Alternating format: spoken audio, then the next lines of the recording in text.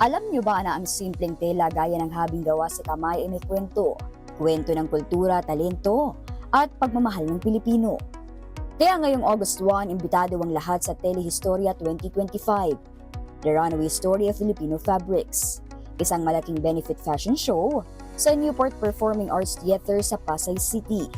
Ito ay proyekto para matulungan ang mga local weavers o mga habi sa iba't ibang sulok ng bansa mula Abra, Kalinga, Ifugao, La Union, Antique, Iloilo, Bohol, Zamboanga del Sur, Maguindanao at South Cotabato. Ang telehistorya ay galing sa dalawang salita. Tela na ibig sabihin ay woven fabric at historya na nangangahulugang storya o kasaysayan.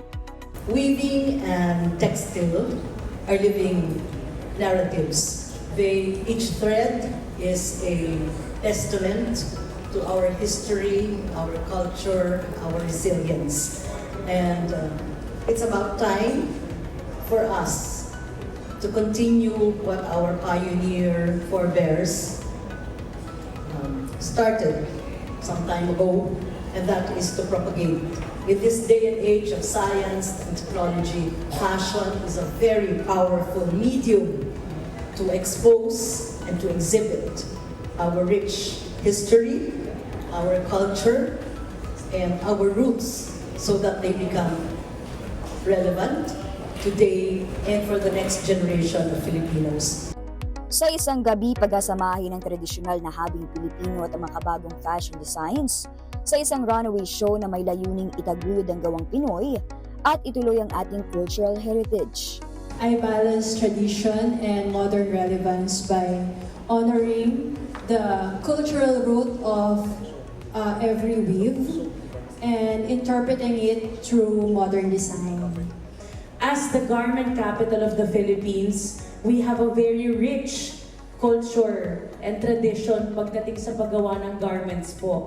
Hanggang ngayon po, nasusustain po namin pagka pumasok kayo sa mga communities, ay meron po talagang mga makina sa bawat bahay dahil talagang kilala po ang Taytay sa paggawa ng quality at affordable na mga damit. Layunin din ito na mapalakas pa ang mga lokal nating mga habi para mas makapagawa pa sila ng mas marami at kalidad na telang kayang ilaban sa international market. Kaya mahalaga na suportahan natin ang gawang Pilipino dahil malaking tulong ito para sa mga komunidad na umaasa sa paggawa ng tela para sa kabuhayan. Kasi, paano mo makikita ang damit kung hindi sa totoong tao? That's the only way. That's why Real People is having such a big impact already.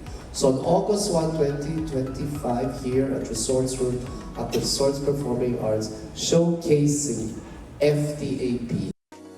Mobile Journal Pascual po. Hatid ang muka ng balita.